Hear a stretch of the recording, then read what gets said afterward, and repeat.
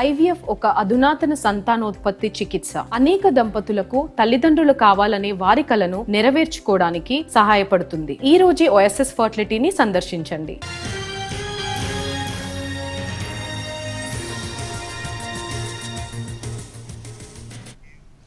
జగ్గారెడ్డి నోట మరోసారి సీఎం అవుతానన్న మాట వినిపించింది. సంగారెడ్డిలో జరిగిన బోనాల పండుగ సందర్భంగా ఈ కామెంట్స్ చేశారు జగ్గారెడ్డి.